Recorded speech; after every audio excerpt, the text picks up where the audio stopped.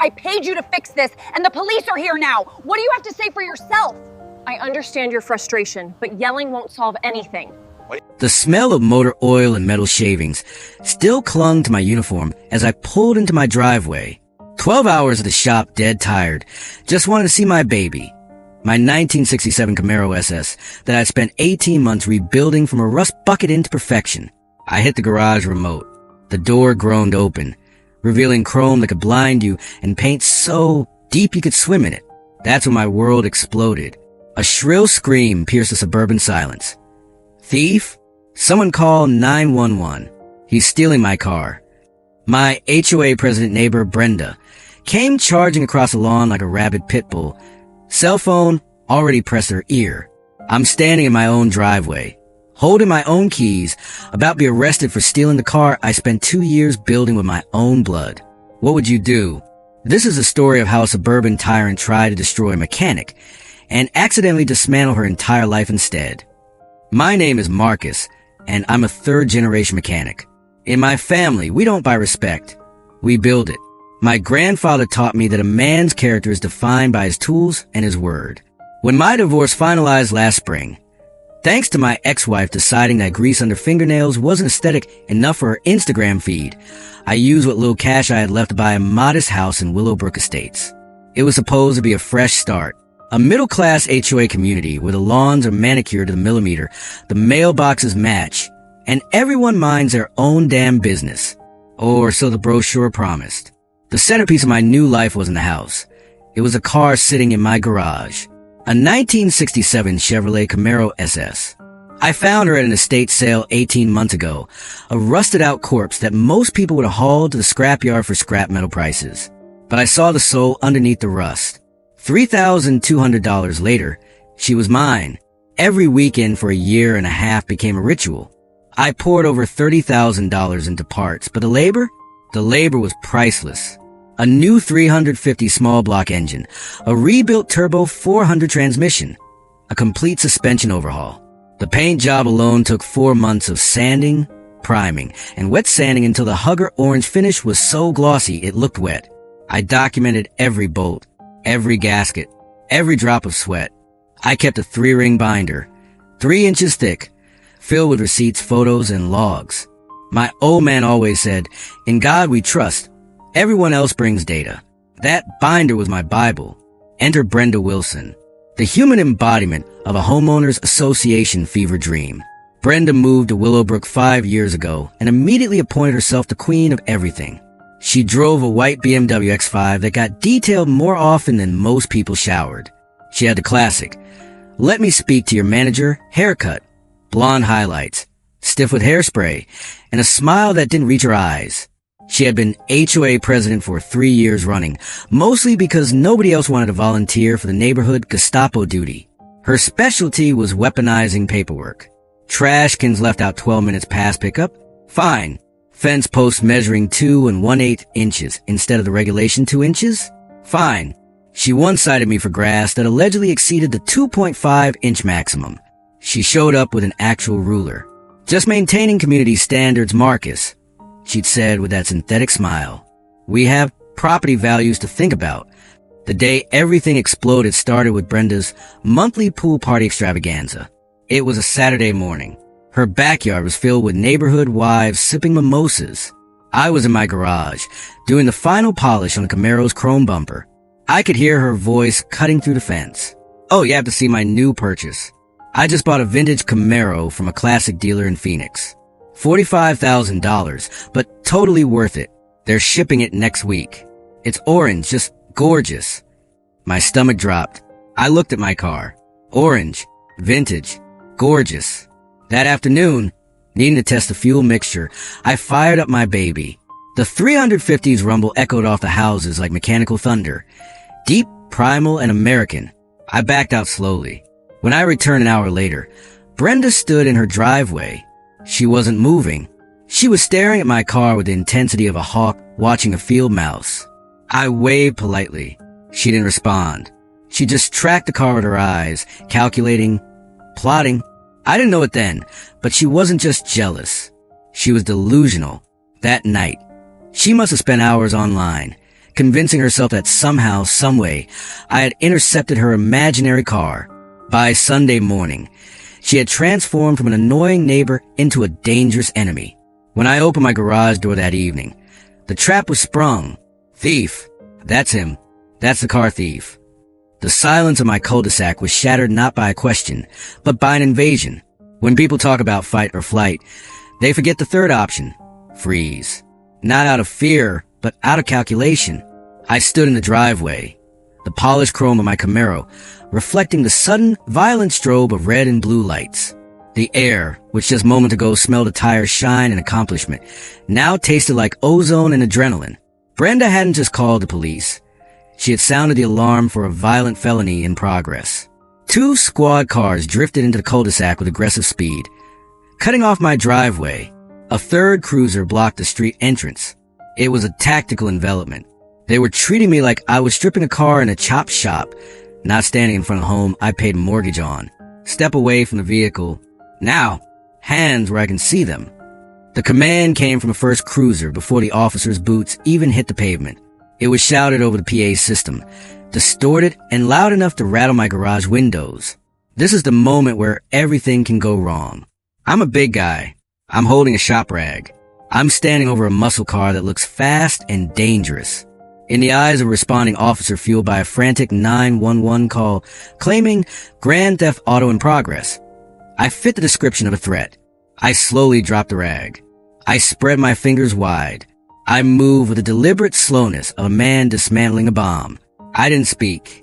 I didn't argue. I just let them see my hands. Back up. Keep backing up until you hit the garage door. I complied. My back hit the cold metal of my garage door. To my left, Brenda was putting on the performance of a lifetime. She stood near the mailbox, clutching her phone to her chest like a string of pearls, hyperventilating for an audience that hadn't even bought tickets. "That's him," she shrieked, her voice cracking with manufactured hysteria. "He was trying to drive it away. He was stealing my car right out of the driveway. Thank God you got here. He's huge." I was so scared.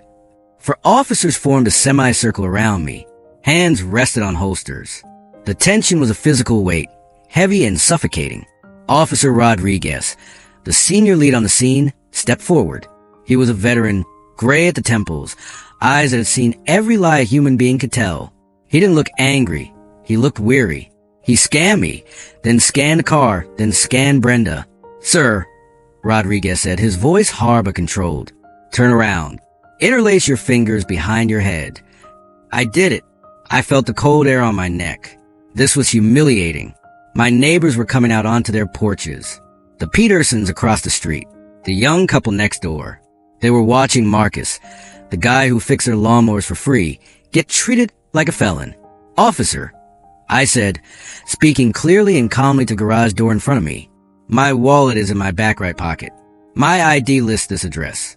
The keys to this house are in my front left pocket. And the registration for this vehicle is on the workbench, 5 feet to my right." Rodriguez paused. He signaled his partner, a younger, bulkier cop named Morgan, to check. Morgan pulled my wallet. He looked at the license. He looked at the house number painted on the curb. "ID matches the address, Sarge," Morgan muttered. "He lives here." Rodriguez signaled for me to lower my hands and turn around. The immediate threat of violence dissipated, replaced by the crushing headache of bureaucracy. "Okay, sir," Rodriguez said, hooking his thumbs into his tactical vest. "We have a panicked 911 call from your neighbor stating she witnessed you hot-wiring a stolen vehicle. She claims the car belongs to her.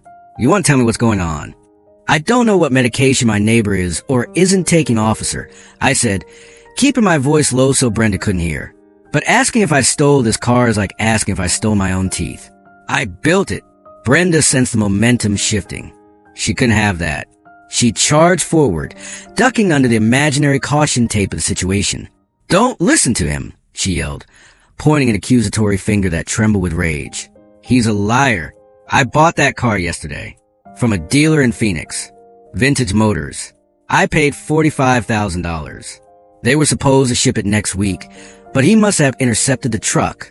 Look at it. It's brand new. Does he look like he can afford a $45,000 vintage sports car?" There it was. The mask slipped. Does he look like he can afford it? Rodriguez looked at me. I was wearing grease-stained coveralls and a t-shirt that said, "Rust is just weight reduction." Then he looked at the car. It was flawless. A 1967 Camaro SS in Hugger orange. It looked like it had just rolled off the assembly line. "It does look brand new," Rodriguez admitted, walking a slow circle around the beast. "No plates yet?" "Vintage plates are in the mail," I said, "but I have something better." "And what is that?" "The anatomy," I said. "May I approach my workbench?" Rodriguez nodded. I walked to the steel table at the back of the garage. Brenda was still rambling to Officer Morgan about wire transfers and delivery confirmations, but her voice was becoming background noise. I wasn't interested in a shouting match. I was interested in a kill shot. I picked up the binder. It was a heavy 3-inch thick ugly thing. Black plastic. Corners fraying. Stained with motor oil and coffee rings. It wasn't pretty, but it was holy. I walked back and handed it to Rodriguez. "Open it." He flipped the cover. Page 1, the bill of sale. Dated 18 months ago. 1967 Chevrolet Camaro. Rolling chassis. Condition, salvage. Price, $3,200. Signed by Eleanor Hutchinson, a 93-year-old widow who wrote in cursive so perfect it looked like calligraphy. Rodriguez's eyebrows went up. "You bought a wreck?" "Keep flipping," I said. Page 5. Photos of the car in my garage. No engine. No transmission. Just a rusted metal shell with holes in the floorboards you could put your foot through. The date stamp on the photos was from last year. Page 12. The engine block. A Chevy 350 small block, stripped naked. A photo of my hands, these specific hands, installing the crankshaft. Page 20. The receipts. A stack of them thick enough to choke a horse. Summit Racing. Rock Auto. Jegs. Local machine shops. Every bolt, every gasket, every quart of oil. Page 50. The paint jail. Photos of the car sanded down to bare metal. Photos of the primer. Photos of the base coat. Photos of me in a respirator mask, holding the spray gun, covered in orange mist. Rodriguez stopped flipping. He looked at the photo of me in the paint booth. Then he looked at me standing in the driveway. He looked at the car, his eyes tracing the body lines with new appreciation. He wasn't looking at a crime scene anymore. He was looking at a masterpiece. "You sprayed this yourself?" Rodriguez asked. His tone had changed completely. The cop voice was gone, replaced by the car guy voice. 3 coats of primer. 4 coats of Hugger orange. 3 coats of clear. I recited. Wet sanded to 3,000 grit. Buff for 40 hours. Rodriguez let out a low whistle. "My brother has a 70 Chevelle. He paid a shop 10 grand for paint, and it doesn't look half this deep." He closed a binder with a heavy thud. It was the sound of a gavel coming down. He walked over to Brenda, who was now frantically scrolling through her phone, trying to find the stock photo she had seen on the internet. "Ma'am," Rodriguez said. He didn't offer a polite smile this time. He stood tall, his shadow stretching over her. "You said you bought this car yesterday?" "Yes. I wired the money." Brenda stammered. "And you said this man stole it off a delivery truck today?" "Yes. Obviously." "Ma'am, this gentleman has a documented paper trail spanning 18 months. Rodriguez held up the binder like a Bible. He has photos of the engine being built. He has receipts for the paint. He has a bill of sale from a year and a half ago. Unless this man is a time traveler, this is his car." Brenda froze. Her brain was trying to process the impossibility of her lie colliding with the brick wall of reality. But it's the same car. Orange. It's mine. It's an orange Camaro, ma'am. Chevrolet made about 200,000 of them. It's not a unique diamond. Rodriguez stepped closer, invading her personal space just enough to make a point. "Now, we need to talk about the 911 call." Brenda took a step back. I made a mistake. It looked like mine." "You reported a felony in progress," Rodriguez said, his voice dropping an octave, becoming dangerous. "You put this man's life in danger. You had us coming in here hot. Do you understand what could have happened if things went sideways?" Brenda tried to summon her HOA President armor. She straightened her spine, but her eyes were darting around like a trapped rat. "I was protecting the neighborhood. I have a duty as president to report suspicious activity." A man washing a car in his own driveway isn't suspicious, ma'am, Officer Morgan chimed in. Finally speaking up, he looked disgusted. That's called Saturday. Rodriguez handed the binder back to me. Marcus, right? Yes, sir. You did good work on this. Seriously, keep the garage door closed tonight.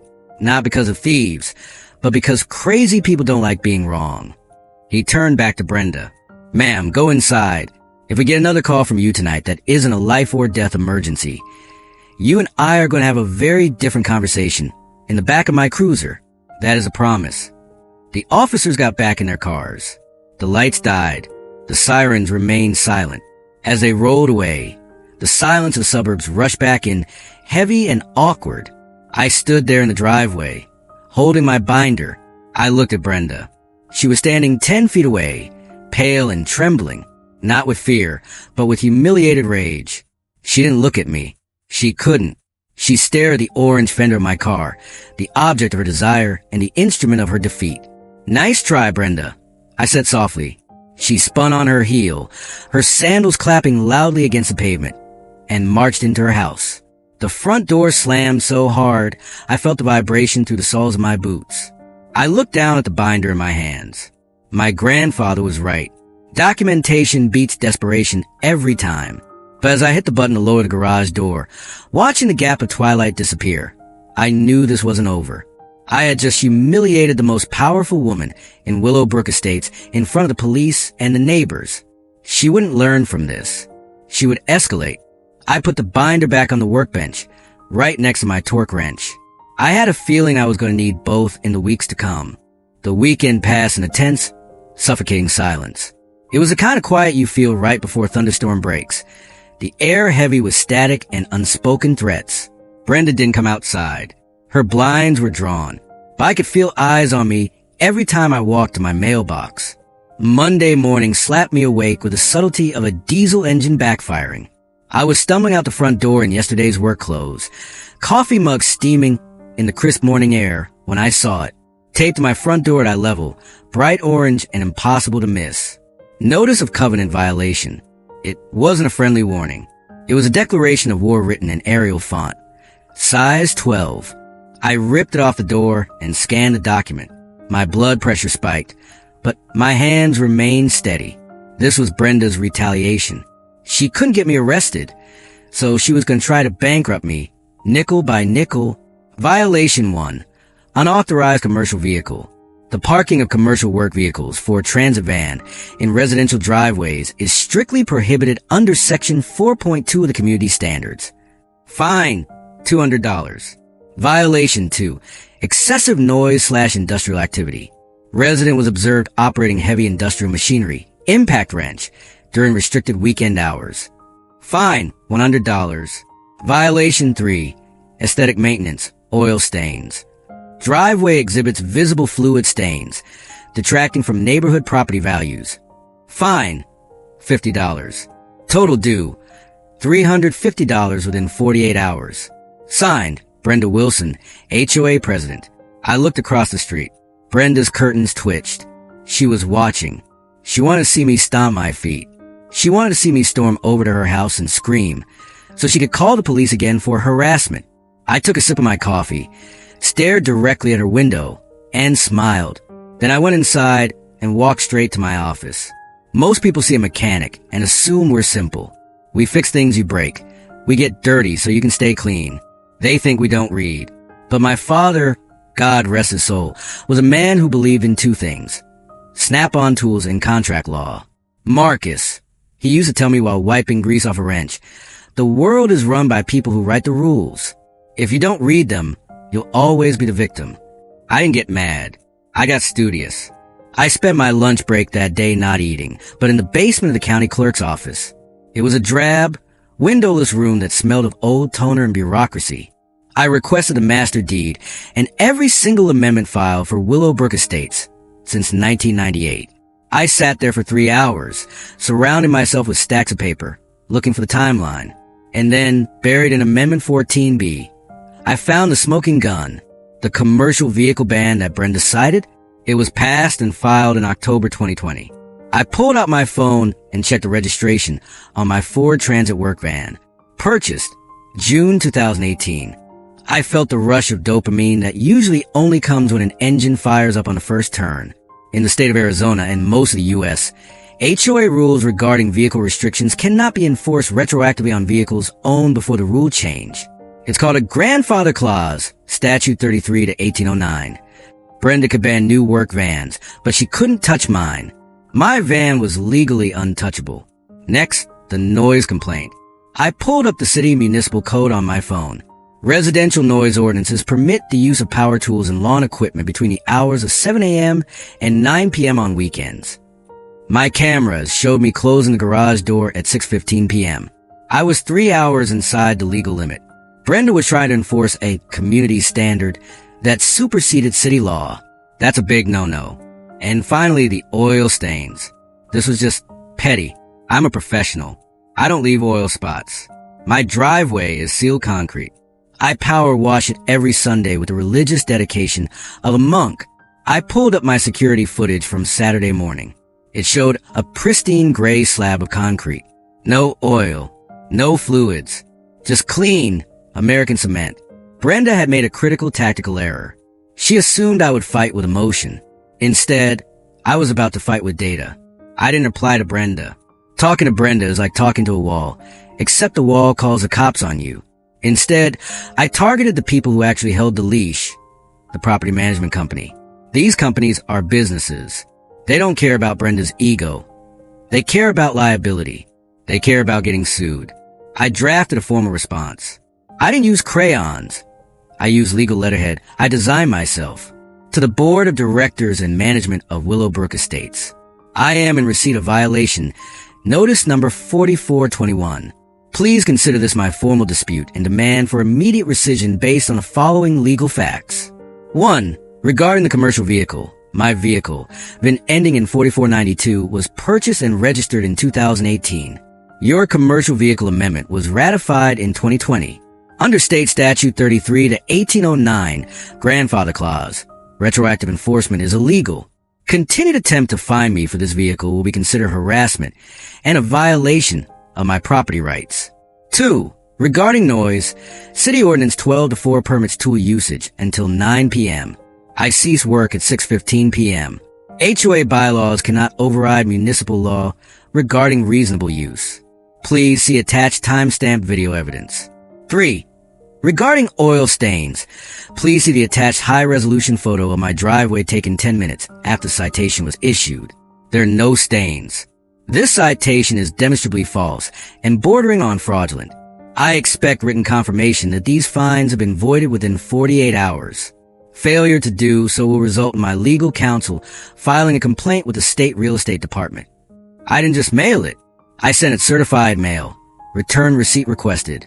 That means a postal worker has to physically hand it to them, and they have to sign for it. It creates an undeniable chain of custody. It tells them, I am building a case file for a judge.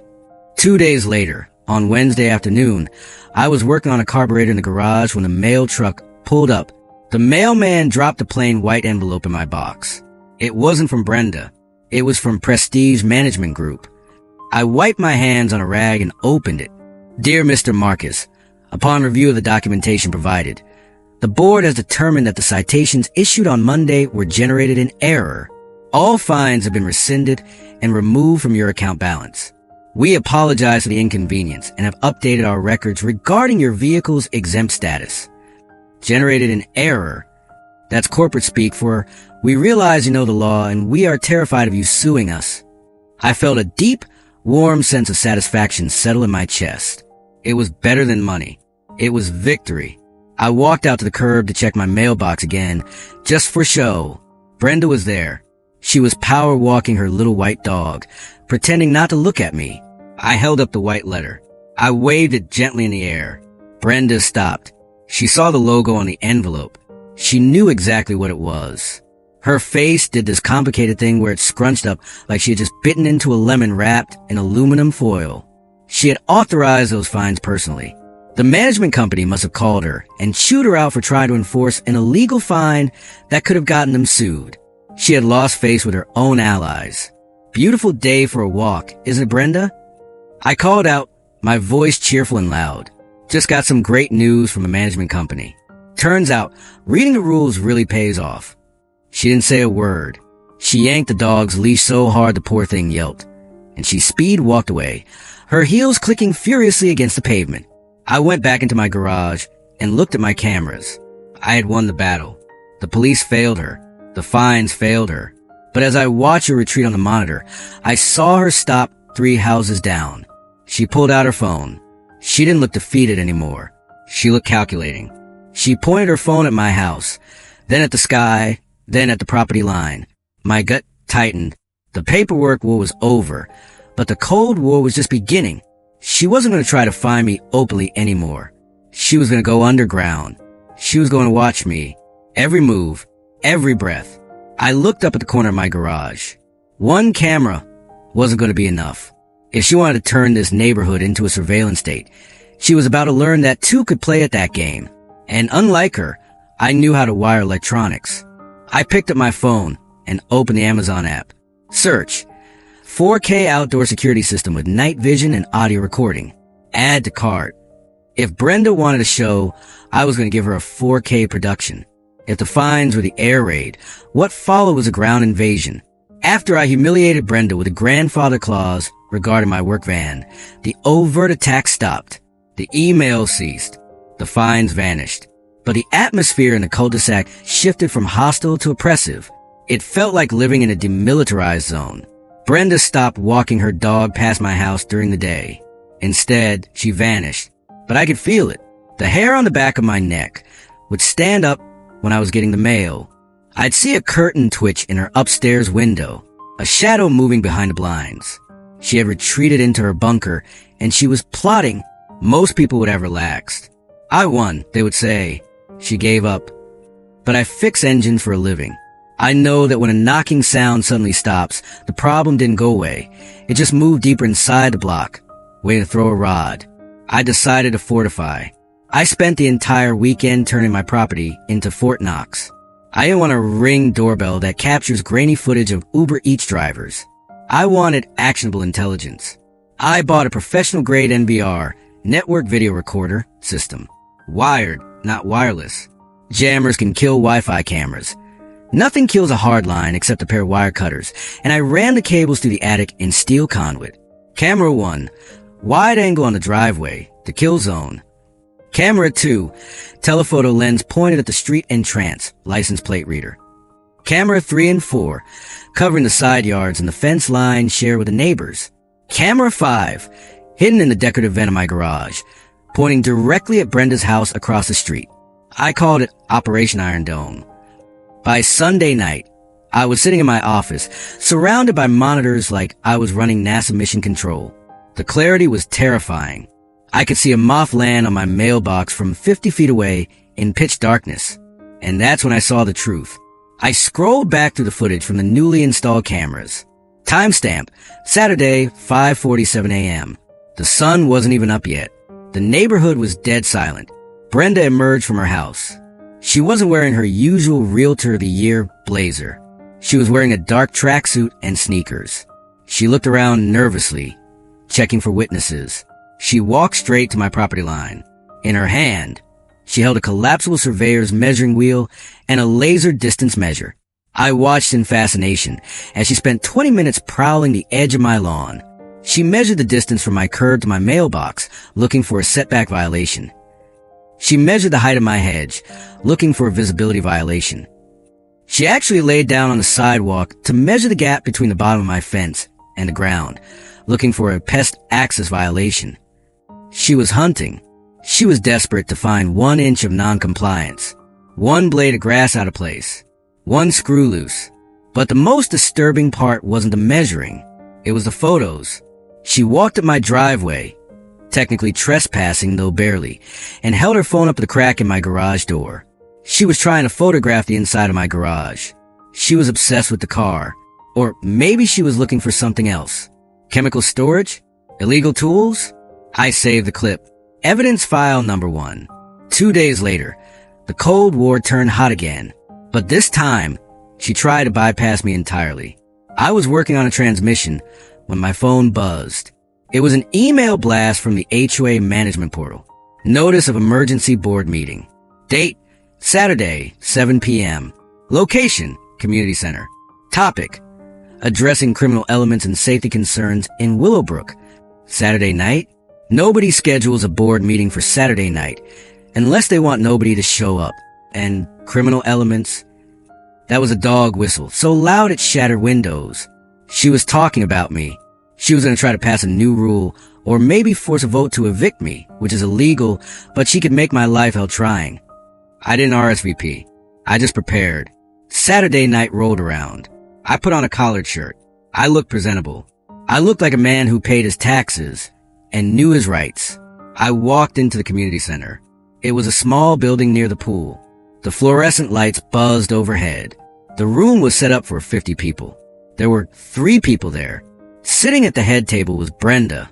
To her left was Clara, the timid HOA secretary who looked like she was afraid of her own shadow. To her right was Janet, the treasurer, a woman who nodded at everything Brenda said like a bobblehead doll. When I walked in, the air left the room. Brenda stood up, her chair scraping violently against the linoleum. "This is a closed session," she snapped. "You weren't invited." I didn't stop walking until I found a seat in the front row. I sat down, crossed my legs, and pulled out my iPad. "Actually, Brenda," I said, my voice echoing the empty room. I checked the bylaws. Section 4.3 mandates that all meetings regarding policy changes or community safety must be open to all homeowners.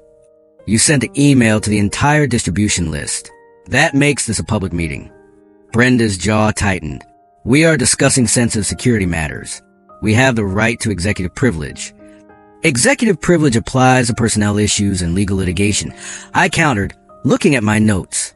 "Discussing criminal elements, which implies you're targeting a resident, is public business. Unless you're planning to sue me? Is that what this is?" Clara looked terrified. She started shuffling papers nervously. "Brenda, maybe we should—" "Quiet, Clara," Brenda hissed. She turned her glare back to me. "You think you're so smart, Marcus. You think because you found a loophole for your ugly van that you own this place. But we have standards. We have values. And we don't want—" "You don't want what?" I interrupted, my voice dropping to a low, dangerous register. "Say it, Brenda. You don't want what exactly?" She stopped. Even she wasn't stupid enough to say the quiet part out loud, while I was holding an iPad that was clearly recording audio. "We don't want rule breakers," she finished lamely. "We are going to vote tonight on a new measure. A zero-tolerance policy for noise and industrial activity. Immediate fines. No warnings." "You can't vote," I said simply. Brenda laughed. It was a brittle, frantic sound. "I am the president. I have the board right here." "No, you don't," I said. I read the charter, Brenda. Section 4.7. Quorum rules. To hold a binding vote on policy changes, you need a quorum of 5 board members present. I count 3. I pointed at the empty chairs. "Where is Mr. Henderson?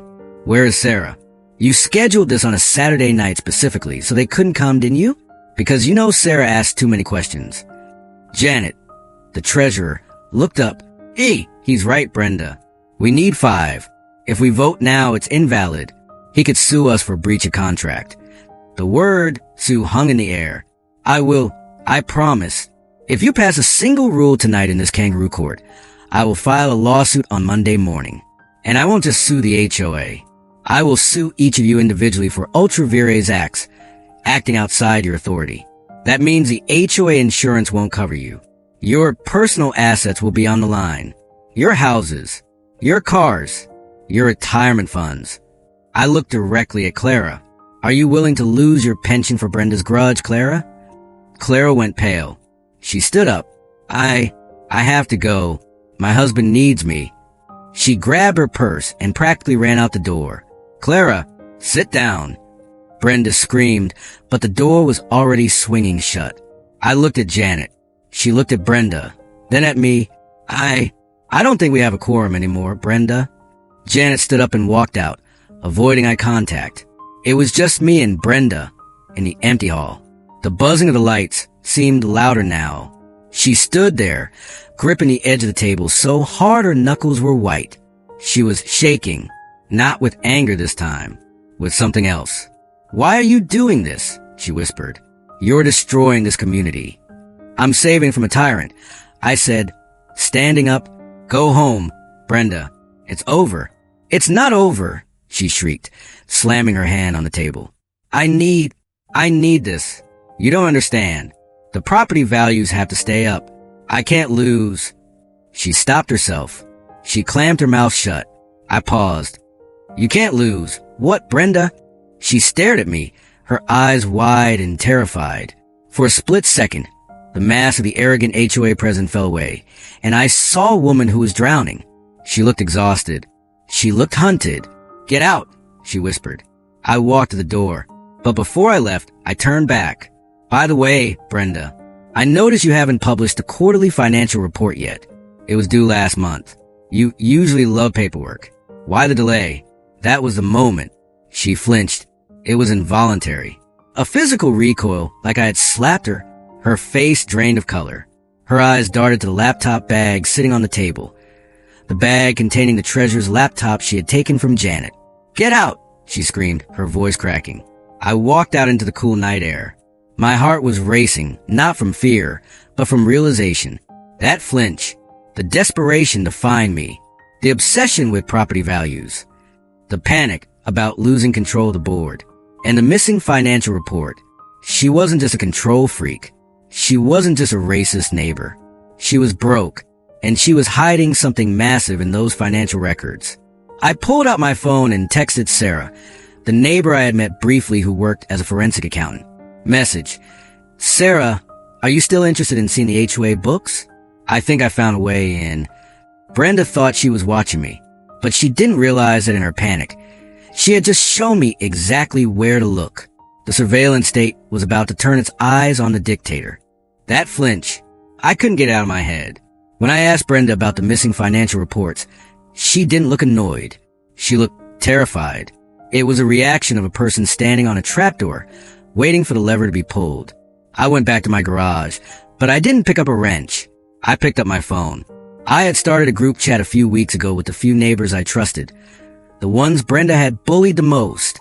I renamed the chat group from Neighbors to The Resistance. Message: emergency meeting. My garage. Tomorrow night. Bring coffee. I think I know why she's coming after us. The next evening, my garage looked less like a workshop and more like a war room. First, there was Tom. Tom was a retired postal worker who lived 3 houses down. He was 65, walked a limp, and knew everything about everyone. You don't deliver mail for 30 years without learning how to read people's secrets through their envelopes. She fined me for improper mailbox font last year, Tom grunted, sipping black coffee. Cost me $80. I've hated her ever since. Next was Sarah. She was a neighbor I had texted after the meeting. Sarah was a petite woman in her 30s who looked like a soccer mom, but she was actually a forensic accountant for a corporate litigation firm. She spent her days hunting for hidden assets in high-stakes divorce cases. "I've been asking for the budget for 2 years, Sarah said, her eyes gleaming with predatory intelligence. "She always stonewalls me. The accountant is sick. The software is updating. It's classic deflection." And finally, Mike. Mike was the heavyweight, a semi-retired corporate lawyer who usually kept to himself.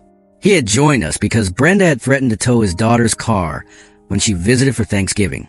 "I hate bullies," Mike said, leaning against my Camaro. "And I hate incompetence even more. If she's hiding financials, she's breaching her fiduciary duty. That's not just an HOA rule violation, that's a state crime." I stood in front of a whiteboard I had set up. I drew a timeline. "She's desperate," I told him. "She's escalating fines. She's holding illegal meetings. She's obsessed with property values but terrified of showing the books. My gut says she's broke, and she's using the HOA as her piggy bank." "We need proof," Mike said, crossing his arms. "We can't accuse the president of embezzlement without hard evidence. If we're wrong, she sues us for defamation." "We can't see the bank accounts yet," Sarah said, tapping a pen against her chin. "But we can see the public records. Liens, lawsuits, property deeds. They're all public domain in the county database." "Tom," I said, you know the neighborhood history. Mike, you know the law. Sarah, you know the numbers. I'll drive. The next morning, I took a personal day from the shop. I picked up Sarah and we drove to the county recorder's office. It was a fluorescent-lit purgatory in the basement of the courthouse, filled with the smell of old paper and dust. We requested a file for Brenda Wilson. Here we go, the clerk mumbled, handing over a thick stack of documents. Sarah and I sat at a scratch wooden table and started digging. For the first hour, it was boring. Just standard deed transfers from when she bought the house 5 years ago. Then Sarah gasped. "Oh my God," she whispered. "Look at this." She slid a document across the table. It was a notice of default, dated 6 months ago. Brenda wasn't just behind on her mortgage. She hadn't paid a dime in half a year.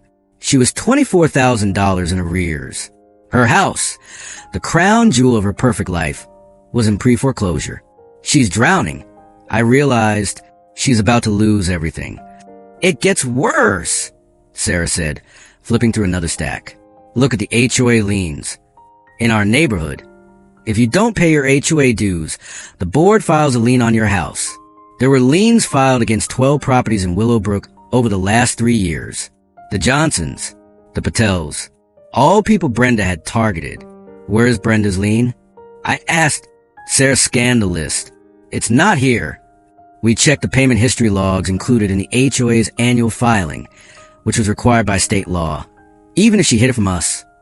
Brenda Wilson, balance due, $0. "She hasn't paid her own dues in 3 years, Sarah said, her voice shaking with anger. "She's exempting herself while foreclosing on her neighbors for being late by a week." But that was just the appetizer. The main course was a vendor list. Every HOA pays vendors. Landscapers, pool cleaners, lawyers. I pulled the list of approved vendors filed with the State Corporation Commission for our HOA. 3 names stood out because they were receiving massive, consistent payments every month.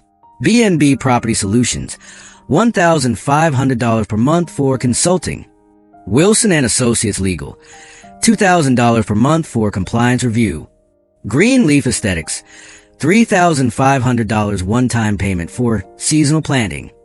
Who is B&B Property Solutions? I asked. Sarah pulled up the state business registry. On her laptop, she typed in the name. B&B Property Solutions. Registered agent, Brenda Wilson. Address, a P.O. box in Scottsdale. "She's paying herself," I said, feeling the blood boil in my veins. "She set up a shell company and is paying herself a salary for consulting. And look at Wilson and Associates." Sarah pointed at the screen. Registered agent, Robert Wilson. That's her ex-husband. She's funneling money to him, probably pay off alimony or legal fees from their divorce. And Greenleaf Aesthetics. We looked it up. Status, dissolved in 2019. The HOA paid $3,500 to a company that didn't legally exist anymore. We did the math right there on a napkin. $1,500 a month for B&B. $2,000 a month for Wilson Legal, plus random expense reimbursements. "She's stealing about $4,000 to $5,000 a month," Sarah concluded. "Over 3 years, Marcus, that's nearly $150,000. The number hit me like a physical blow. $150,000. That wasn't just petty theft. That was a felony. That was federal prison time. She wasn't fining me $200 because she cared about my work van. She was fining me because she needed to cover the hole in the budget before the annual audit. She was robbing Peter to pay Paul, and we were all Peter. We packed up the documents. We paid for certified copies of everything. The clerk looked at us weirdly as we high-fived over a stack of foreclosure notices, but I didn't care. We drove back to Willowbrook in silence, the weight of the discovery hanging between us. When we pulled into my driveway, Mike and Tom were waiting. We laid the documents out on the hood of my Camaro, the notice of default, the shell company registrations, the fake vendor payments. Mike, the lawyer, put on his reading glasses. He read in silence for 10 minutes. The only sound was the wind rustling the trees and the distant bark of a dog. Finally, Mike took off his glasses. He looked at me and a slow, terrifying smile spread across his face. "Gentlemen and Sarah," Mike said softly, "this isn't a civil dispute anymore. This is RICO, racketeer-influenced and corrupt organizations. Is it enough to go to the police? Tom asked. It's enough to bury her, Mike said. But we need one more thing. We need to catch her in the act. These are past crimes. We need to prove she is actively destroying evidence or moving money right now. I know how to do that, I said. I remembered the flinch. I remembered the desperation. She knows we are getting close. If she knows we have these documents, she's going to panic. She's going to try to wipe the servers. We need a trap, Sarah said. We need to force her hand. I have an idea, I said. The grandfather clause letter I sent? That scared her because it was legal. Let's send her another letter. A demand for a forensic audit. Under State Law 33 to 1810, my quote from memory, if 25% of homeowners sign a petition, the board must submit to an independent audit within 30 days. We can get 25%, Tom said, cracking his knuckles. I know who hates her. I can get the signatures by tomorrow night. If we serve her that petition, I said, looking at Brenda's house across the street, she will know the game is over. She'll have 30 days before Sarah sees the books. She won't wait 30 days. She'll try to destroy the evidence immediately. And when she does, I pointed to my new camera system. Operation Iron Dome will be watching. We stood there in the twilight, a mechanic, an accountant, a mailman, and a lawyer. We weren't just neighbors anymore. We were a coalition. And Brenda Wilson, the tyrant of Willowbrook, had no idea that the ground beneath her feet had already crumbled. Let's go get those signatures, I said. The hunt was on. We didn't have to wait long. Desperation has a smell almost like burning clutch plates, and Brenda was reeking of it. The plan was simple: pressure and observation. We needed to force her into a panic state where she would make a mistake so undeniable, so criminal, that even her staunchest allies couldn't defend her. Step one was a petition. Tom, our retired mailman, was a machine. He walked the neighborhood with his clipboard, limping from door to door. He didn't yell. He didn't rant. He just showed people the numbers. She's spending $4,000 a month on legal fees. But we still have potholes? Sign here if you want to know where the money is going. By Wednesday afternoon, we had signatures from 38 households. That was nearly 45% of the community, way above the legal threshold required to force an audit. At 5 p.m. sharp, Mike, our lawyer, walked across the street to Brenda's house. He didn't go alone. He took a professional process server with him to ensure there was a legal affidavit delivery. I watched from my garage, zooming in with camera 2. Brenda opened the door. She looked haggard. Her usually perfect hair was pulled back in a messy bun, and she was wearing sweatpants. When the process server handed her the thick envelope, official demand for forensic audit pursuant to ORS 33 to 1810. She didn't scream. She didn't argue. She froze. She stared at the envelope like it was a live grenade. Mike tipped his imaginary hat and walked away. As soon as the door closed, I saw the reaction through her living room window, captured clearly by camera 5. She paced. She threw the envelope on the floor. She picked up her phone, made a call, yelled into it, and then threw the phone onto the couch. She's panicking. I texted the group, "Get ready." We expected her to try to shred documents immediately. But Brenda was cunning in her own twisted way. She knew she couldn't just shred everything while we were watching. She needed a distraction. She needed to discredit the leader of the rebellion. She needed to take me out of the equation. If she could prove I was a danger to the community, she could use the emergency bylaws to suspend my voting rights or even force a temporary restraining order, which would stall the audit. Thursday passed in silence. Friday passed. Then came Saturday night. Or rather, Sunday morning. 2:47 a.m. My phone on the nightstand buzzed. It was a specific vibration pattern I had set for critical alert, motion detected, driveway/side yard. I rolled over and grabbed the iPad I kept next to bed. I didn't turn on the lights. I tapped the screen and brought up the live feed from Iron Dome. The image was crisp, black and white infrared night vision. The world looked ghostly and silent. And there she was, Brenda Wilson, our esteemed HOA president. She was dressed like a cat burglar from a bad 80s movie. Black hoodie, black leggings, and gloves.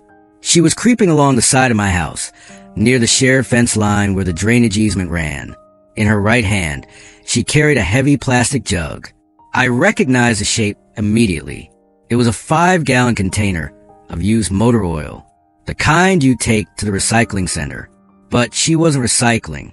She stopped right next to the storm drain that fed into the community retention pond, a protected wetland area that the HOA was strictly required to maintain. My heart started hammering. Don't intervene, I told myself. Let her commit to the act. Documentation beats desperation. On the screen, I watched as she unscrewed the cap. She looked around nervously, her eyes glowing white in the infrared reflection. She tipped the jug. Thick, dark sludge poured out onto the grass and trickled down into the concrete storm drain. She emptied half the jug. Then, in a stroke of malicious genius, she walked over to my driveway, my pristine power-wash driveway, and splashed the remaining oil all over the concrete skirt where my van usually parked. She was framing me. She was creating the environmental hazard. She had tried to find me for earlier. If I was caught dumping oil into the storm drain, the EPA fines alone would be tens of thousands of dollars. The HOA could place a lien on my house for remediation costs. It would bankrupt me. It would discredit me. It was an assassination attempt, financial style. She tossed the empty jug into my recycling bin, adding improper disposal to the list of crimes, and scurried back across the street into the darkness. I saved the video. I backed it up to the cloud. I backed it up to a USB drive. Then I went back to sleep. I slept like a baby. The next morning, Sunday at 8 a.m., the doorbell rang. It wasn't just a ring. It was a pounding.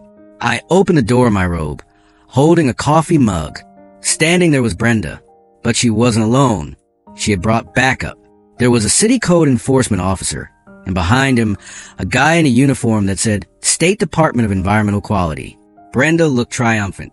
She had her concerned citizen face on, but her eyes were dancing with victory. That's him. Brenda pointed at me. I told you. I saw the mess this morning on my walk. He's been dumping toxic waste into our community water system. Look at his driveway. The DQ officer, a serious-looking guy named Officer Miller, stepped forward. He looked at the black puddle on my driveway. He walked over to the storm drain and saw the slick of oil running down into the grate. Sir, Miller said, his voice grave, do you own this property? I do, I said calmly. We have a report of illegal dumping of hazardous materials. I can see visible evidence of hydrocarbon contamination entering the storm water system. Do you have any idea how serious this is? This is a federal violation. Brenda chimed in, practically vibrating. He works on cars. He runs an illegal shop. He probably didn't want to pay the disposal fees. You have to arrest him. He's poisoning our children. Officer Miller pulled out a notepad. Sir, I'm going to need to take a sample, and I'm going to need to see your disposal records. You're looking at a minimum fine of $10,000 per day of violation, plus cleanup costs which could exceed $50,000. I took a sip of coffee. I looked at Brenda. She smiled, a nasty, thin-lipped smirk. She thought she had won. She thought the audit would be forgotten, because I'd be too busy fighting federal charges. Officer Miller, I said, before you write that ticket, I think you should come inside. I have something you need to see. I don't need to see anything but your disposal receipts, Miller snapped.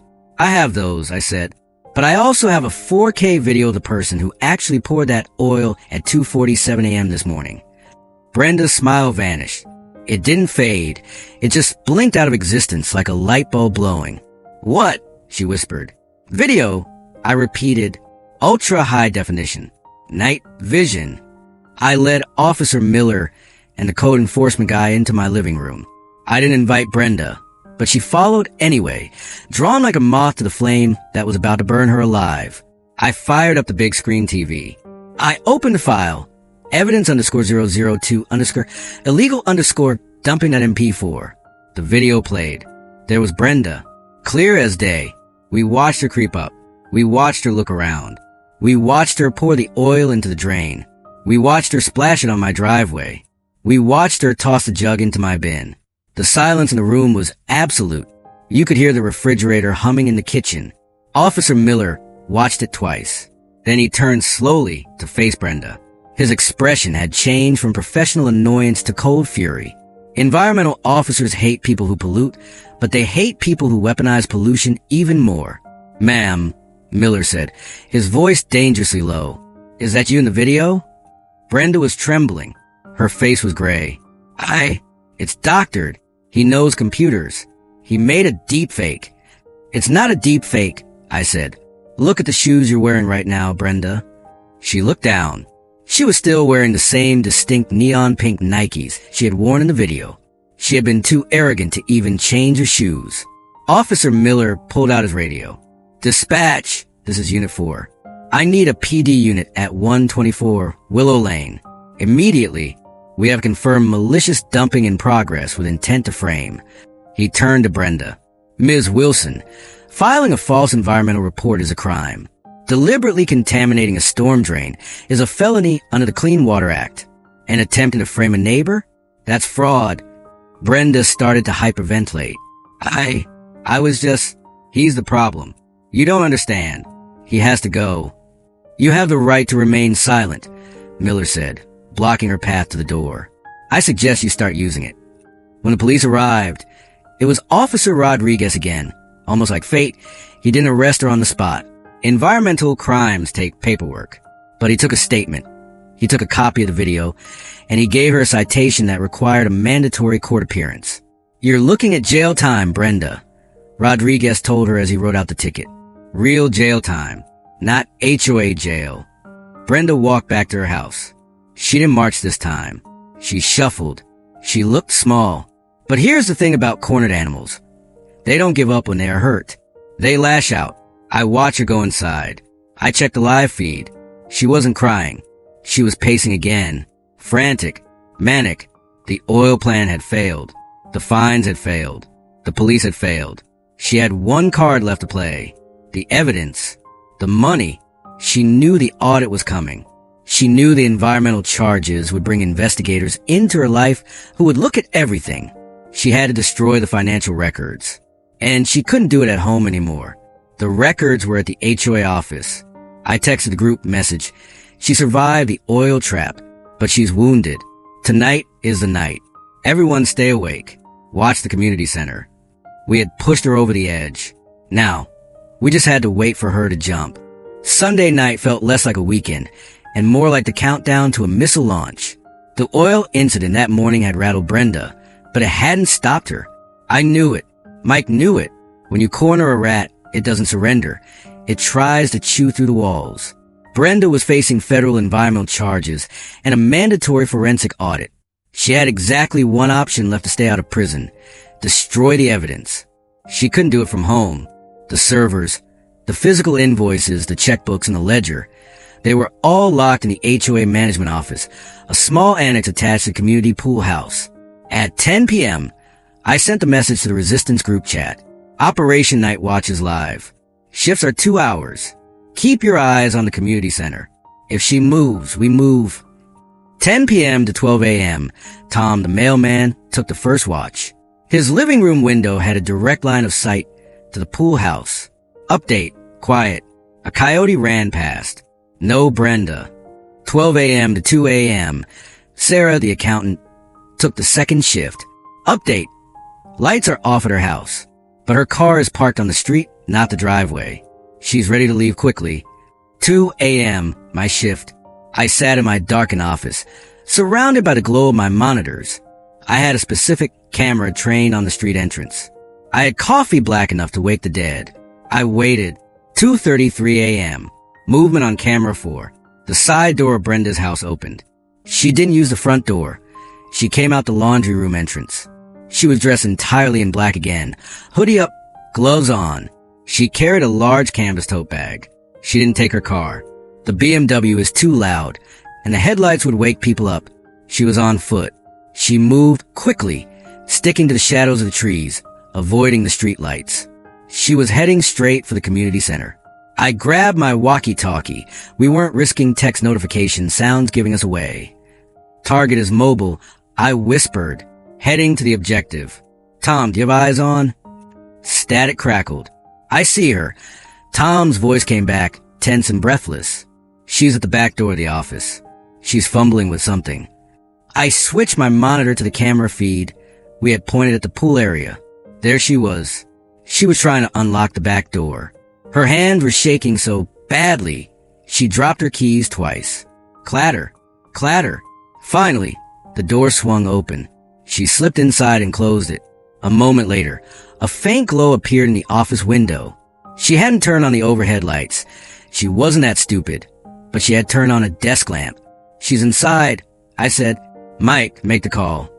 Mike, our lawyer had the script ready. We weren't calling in a noise complaint. We were calling in a felony in progress. 911, what is your emergency? This is Michael Patterson at 128 Willow Lane. I am witnessing a burglary in progress at the HOA community office. I can see a suspect inside with a flashlight. They have broken in and are ransacking the files. Please hurry. It wasn't a lie. Entering a building with the intent to commit a crime, destruction of evidence, is technically burglary, even if you have a key. While we waited for the police, Tom gave us the play-by-play. I can see her shadow, Tom whispered. She's moving fast. She's pulling binders off the shelves. Wait, I hear a noise. A mechanical noise. I strained my ears. The community center was 50 yards away, but in the dead silence of the night, I could hear it. Whir, crunch, whir, crunch. The shredder. She was feeding documents into an industrial shredder. She wasn't just skimming. She was mass deleting the past 3 years of financial history. She's destroying the evidence, Sarah said over the radio, panic in her voice. If she shreds the bank statements, the audit will take months longer. Let her, I said, watching the timer on my screen. The more she shreds, the more guilty she looks. The police are 2 minutes out. 2:41 a.m. The cavalry arrived. But this time, they didn't come in with sirens wailing. They came in silent mode. Officer Rodriguez, who I was starting to think lived his patrol car, cut his headlights at the entrance of the neighborhood. He rolled the cruiser down the street in stealth mode. A second unit followed. They parked a block away and approached on foot. Flashlights off, hands on weapons. I watched on the monitor as 4 officers surrounded the building. 2 went to front. Rodriguez and his partner went to back door, the one Brenda had left unlocked. I couldn't hear what was happening inside, but I could imagine it. The rhythmic whir crunch of the shredder, masking the sound of boots on pavement. Rodriguez reached the back door. He drew his service weapon. He signaled his partner. On the count of 3. 1, 2, 3. They breached. The door flew open. Police, show me your hands. The shout was so loud, I heard it from my house. The light inside the office went wild as shadows scrambled. Drop the bag. Turn around. Do it now. Then silence. Then the click-clack of handcuffs. I grabbed my jacket and ran out the door. I wasn't the only one. Tom was already on his porch. Sarah was running down her driveway in her bathrobe. Mike was walking calmly down the sidewalk, sipping a tumbler of scotch like he was watching a scheduled fireworks display. We gathered at the edge of the community center parking lot, just as Rodriguez marched Brenda out the front door. It was a tableau of total defeat. Brenda was still wearing her black hoodie, but the hood was pulled back, revealing a face that was a mask of shock and ruined mascara. Her hands were cuffed behind her back, and clinging to her black leggings were thousands of tiny white flecks of paper. Confetti. She was covered in the evidence of her own guilt. The static electricity from the shredder had made the paper dust stick to her like snow.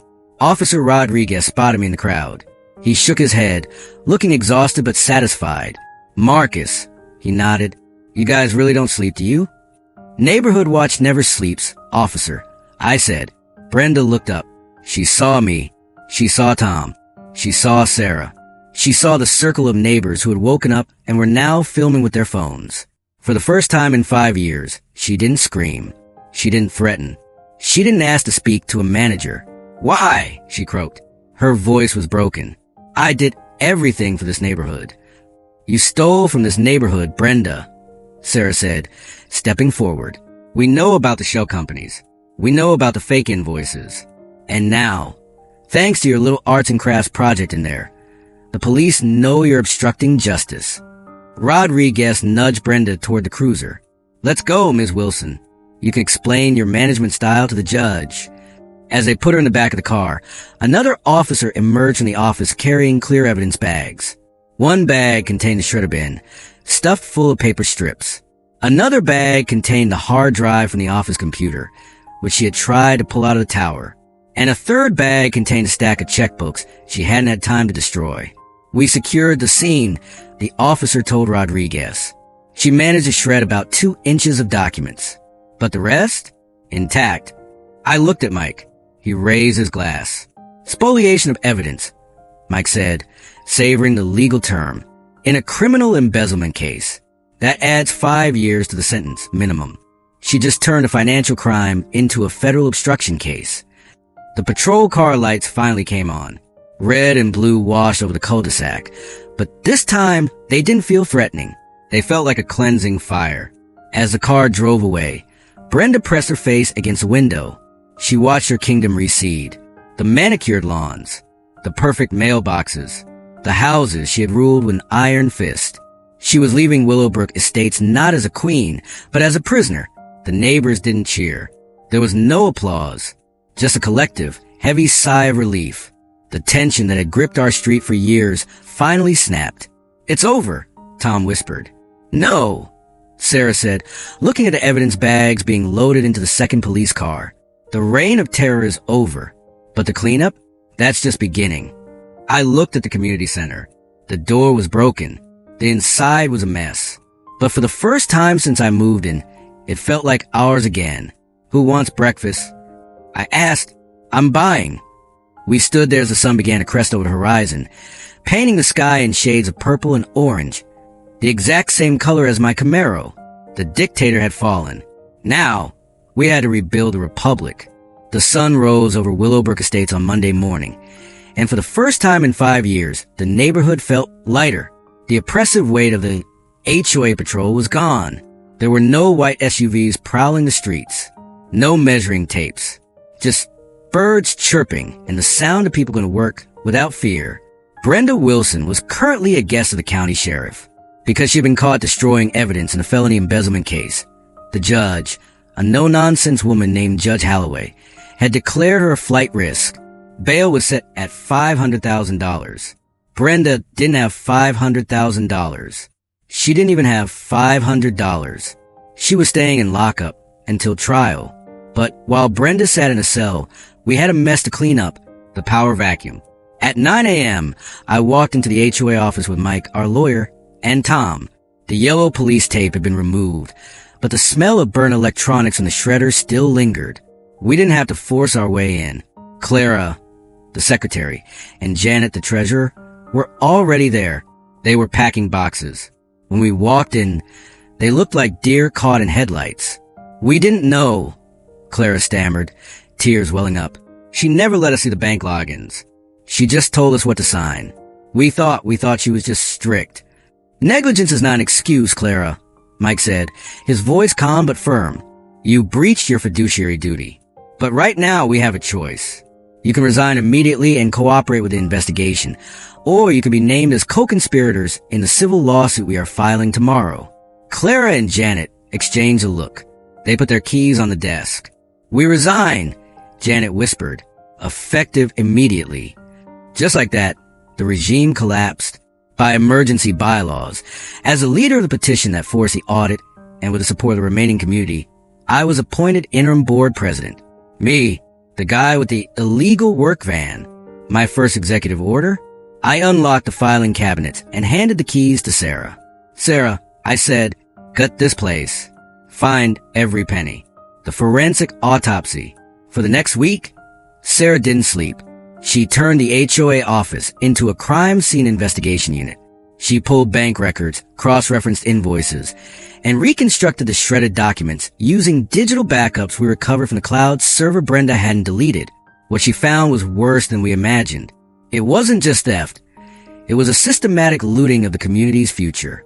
On Friday night, we held a town hall meeting at the community center. It was standing room only. Every chair was taken. People were standing in the back. The air buzzed with anticipation. I walked to the podium. I wasn't wearing my mechanic's jumpsuit. I was wearing a suit. Neighbors. I began. For years, we were told that our dues were high because of inflation and premium services. We were told we had to pay fines to maintain our property values. Tonight, we're going to show you the truth. I nodded to Sarah. She dimmed the lights and projected a spreadsheet onto the wall. A collective gasp went through the room. The numbers of betrayal.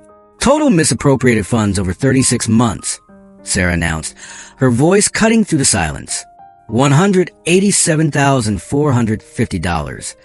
Someone in the back shouted, "Where did it go?" Sarah clicked to the next slide.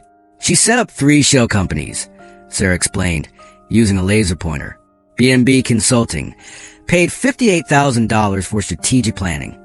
Wilson Legal Review paid $42,000 for compliance checks. Elite Lifestyle Management paid $35,000 for event coordination. All 3 companies were registered to P.O. boxes owned by Brenda Wilson, Sarah said. There were no consultants. There were no lawyers. There were no events. She was literally writing checks from our reserve fund, the money meant for fixing the pool and the roads, and depositing them into her personal account. She bought a BMW with our road money. Mrs. Peterson yelled from the front row. "It gets worse," Sarah continued. She used the HOA credit card for personal expenses. Botox injections for $1,000. A cruise to the Bahamas, $6,500. Designer handbags, $12,000. All listed in the ledger as office supplies. The room erupted. People were furious. These were hard-working families. $200 fines meant something to them. And to find out that money was buying Brenda a Louis Vuitton bag, it was visceral. But then came the kicker. The twist that tied the entire story together. The Camaro revelation. "There is one last transaction," Sarah said, looking at me. "And this one explains everything." She clicked the slide. It was a copy of a wire transfer request. Date, 2 days before the garage incident. Amount, $45,000. Recipient, Vintage Motors Phoenix. Memo, 1967 Chevrolet Camaro SS, Hugger Orange. The room went deadly silent. I felt a chill run down my spine. "The bank blocked this transaction," Sarah explained, "because it was over the $10,000 daily limit for the debit card.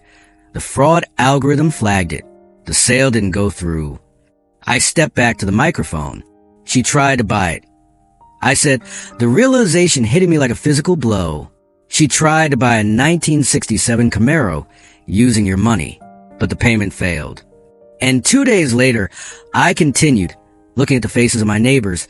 I opened my garage door, and what did she see? She saw a brand new Hugger Orange 1967 Camaro sitting in my driveway.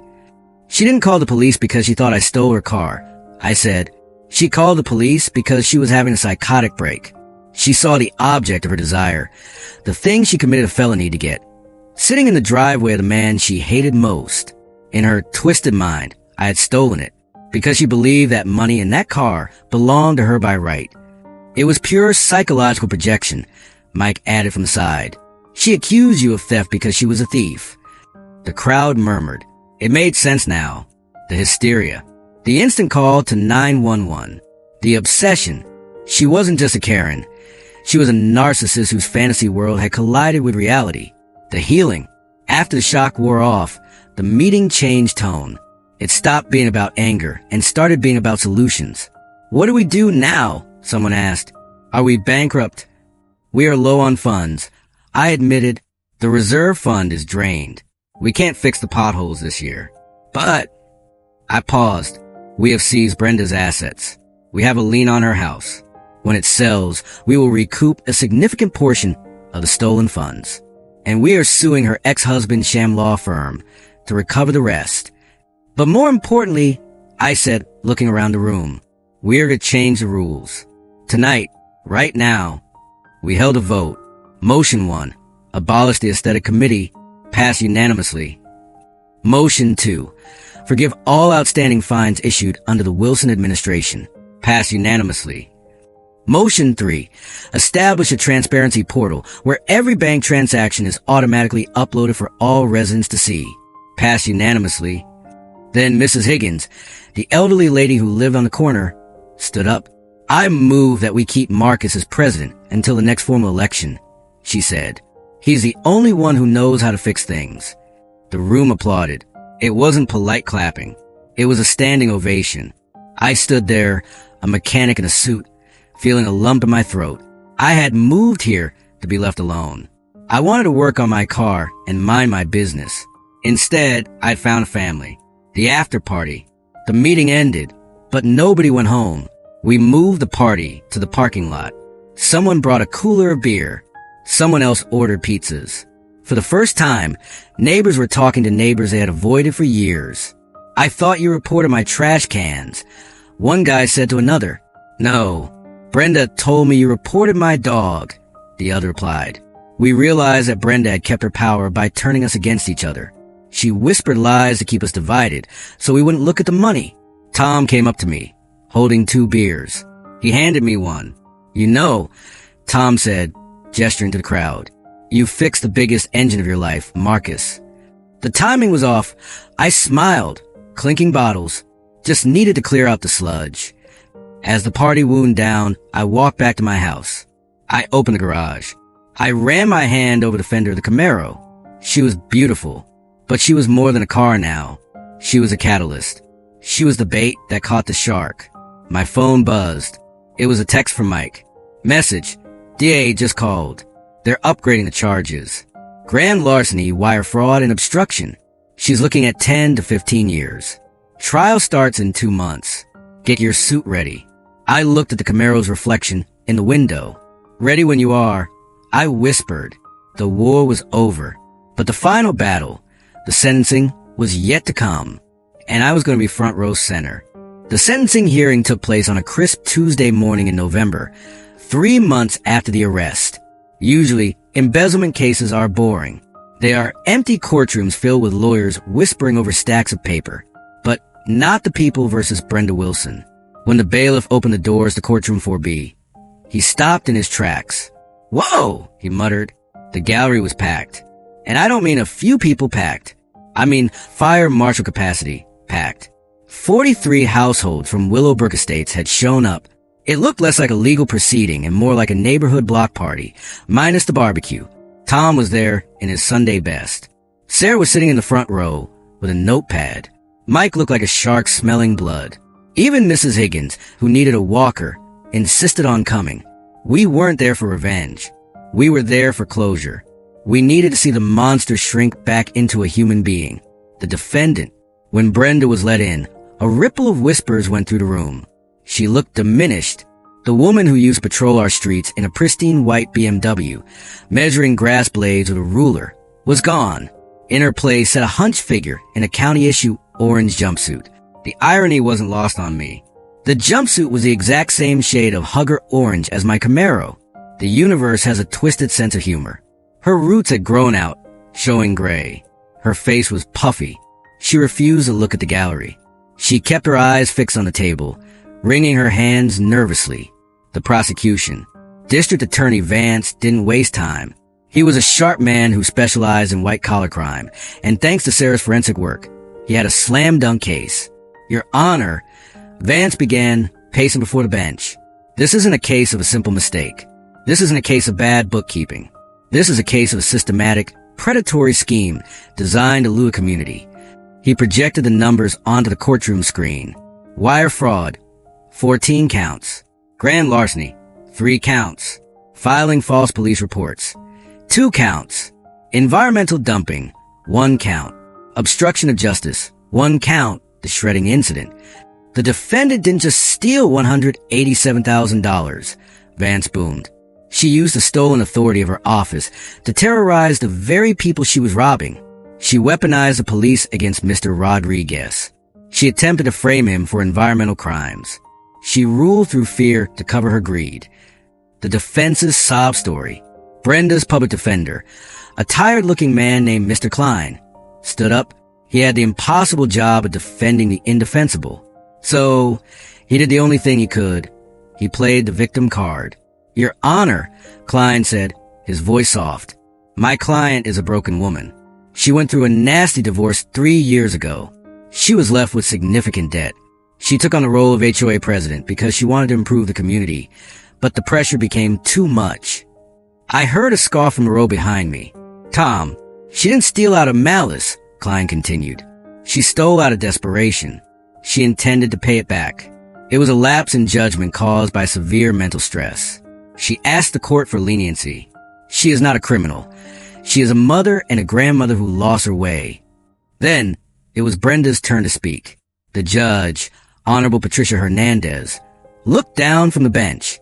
Ms. Wilson, do you have anything to say before I pass sentence? Brenda stood up slowly. She sniffled. She took off her glasses and wiped her eyes. It was a performance. I had seen this act a dozen times when she was trying to get out of trouble. I just wanted the neighborhood to be perfect. Brenda sobbed, her voice trembling. I worked so hard. I gave up my weekends. I patrolled the streets to keep everyone safe. I never meant to hurt anyone. I borrowed some funds to keep my house, so I could stay in the community I loved. I'm sorry if anyone felt inconvenienced. Inconvenienced. She stole nearly $200,000. She tried to get me arrested for a felony. She dumped oil in a storm drain, and she called it an inconvenience. The courtroom temperature seemed to drop 10 degrees. The neighbors weren't buying it. The anger in the room was palpable. The victim impact statement. Judge Hernandez stared at Brenda for a long moment. Then she looked at the gallery. I understand we have a victim impact statement. I stood up. Yes, Your Honor. I buttoned my suit jacket and walked to the podium. I didn't look at the judge. I looked straight at Brenda. For the first time, she looked back. Her eyes weren't sad. They were cold. She still hated me. Good. Your Honor, I began. The defense says Brenda acted out of stress. They say she wanted a perfect neighborhood. But I'm a mechanic. I know how things work. You don't accidentally set up 3 shell companies. You don't accidentally buy a burner phone to make false 911 calls. You don't accidentally shred documents at 3 a.m. I took a breath. My name is Marcus Rodriguez. I moved to Willowbrook to build a life. Brenda Wilson saw a black man with a nice car and decided I was a criminal. She called the police on me in my own driveway. She tried to take my freedom because she couldn't handle her own jealousy. I pointed to the neighbors behind me, but it wasn't just me. She fined Mrs. Higgins, a widow on a fixed income, $500 because her trash can was visible. Mrs. Higgins skipped meals to pay that fine. That money didn't go to the HOA. It went to Brenda's Botox treatments. She forced the Johnson family to move because she didn't like their children playing basketball. They lost $30,000 on the sale of their home. That money didn't go to road repairs. It went to Brenda's cruise vacation. She didn't just steal our money. Your Honor, money can be replaced. She stole our peace. She made us afraid to walk to our own mailboxes. She turned neighbors against neighbors. She acted like a dictator in a cul-de-sac. I leaned into the microphone. She isn't sorry she did it. She's sorry she got caught. And if you let her walk out of here today, she will do it again to someone else.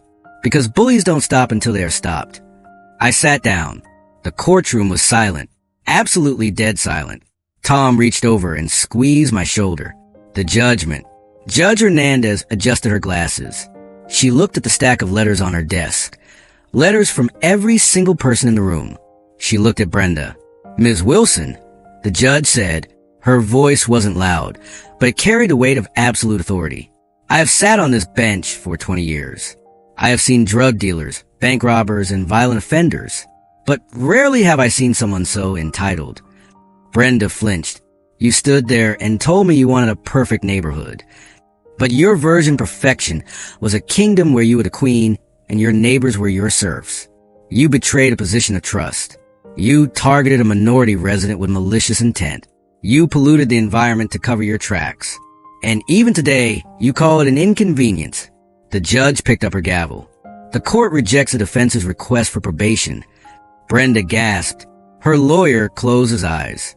On the charges of grand larceny and wire fraud, I sentenced you to 5 to 7 years in state prison.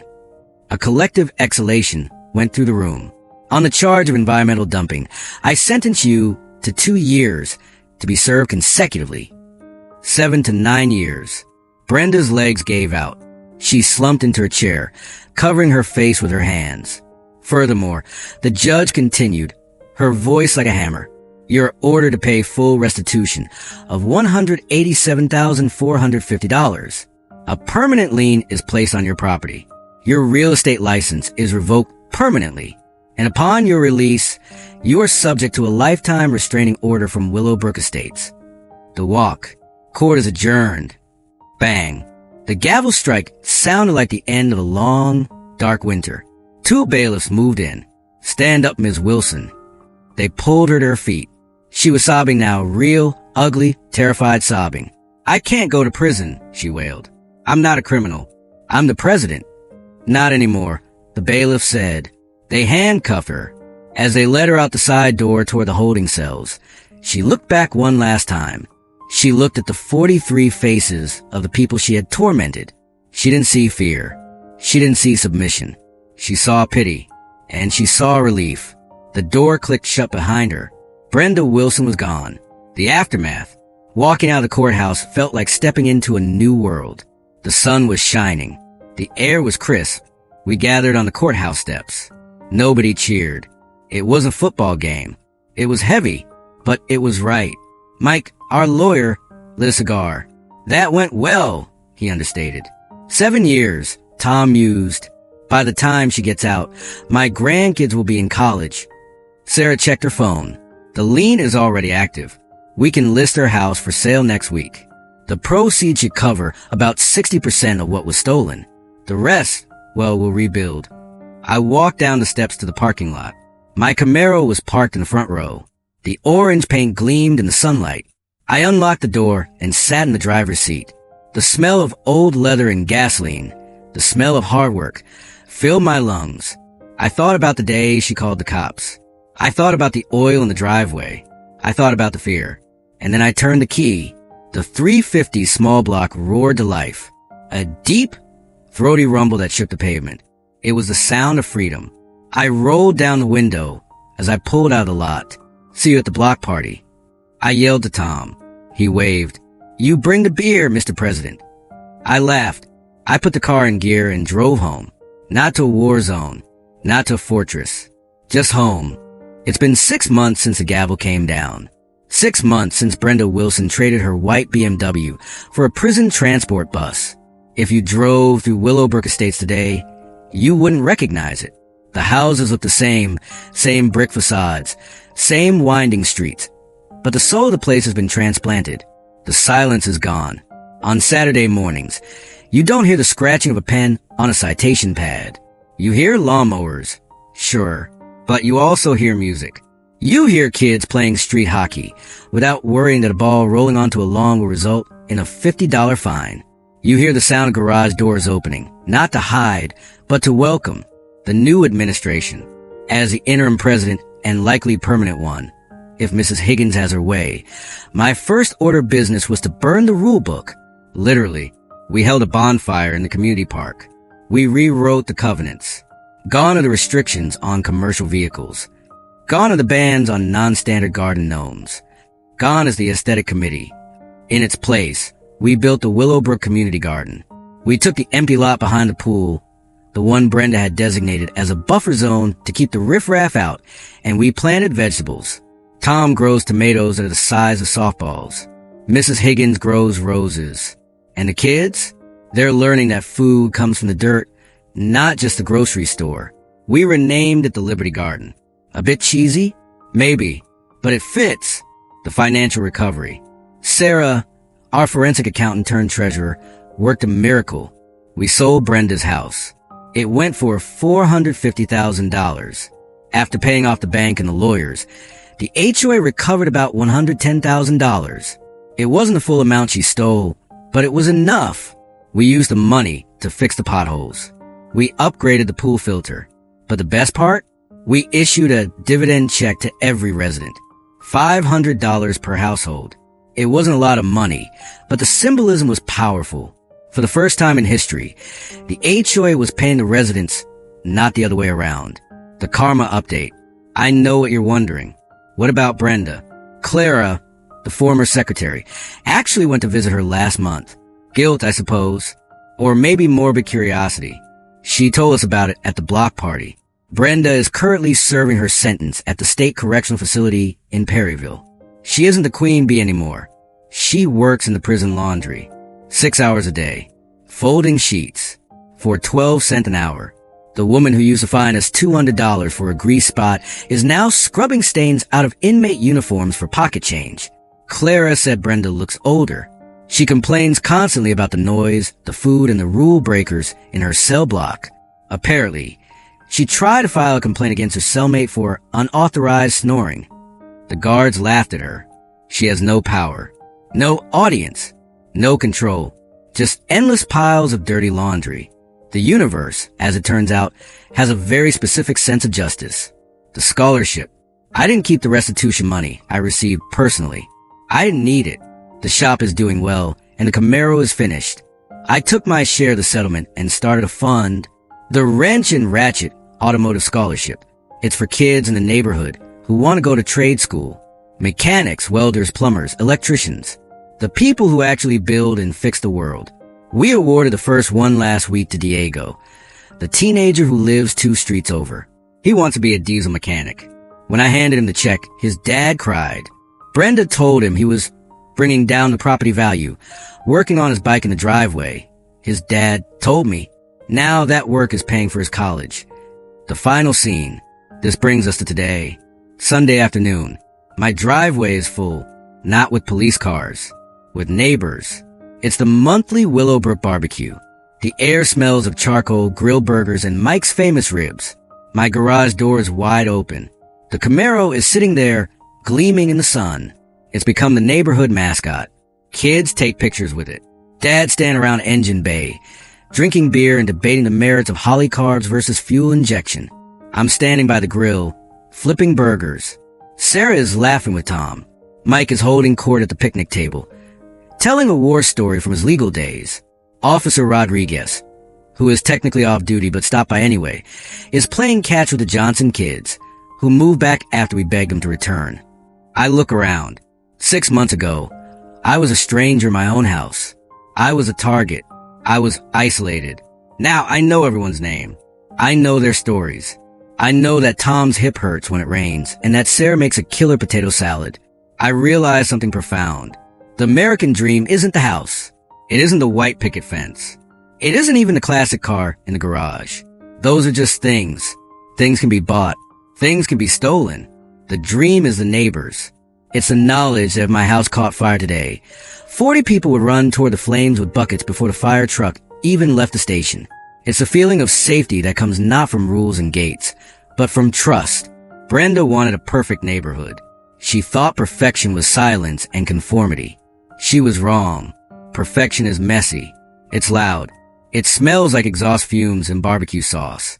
Perfection is a community that fights for each other. I wipe my hands on a towel, the grease still under my fingernails, and I smile. I look at the Camaro. I look at my friends. I look at the empty house across the street where a new family is moving in next week. I'll make sure to bring them a welcome basket, maybe a batch of cookies, and definitely a copy of the HOA bylaws.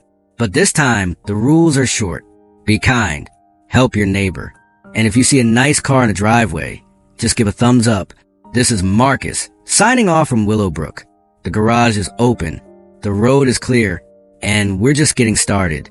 Thanks for sticking around for the full saga of the HOA Karen meltdown.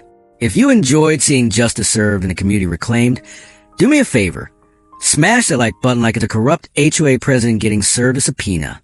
Subscribe and hit the bell so you don't miss our next story.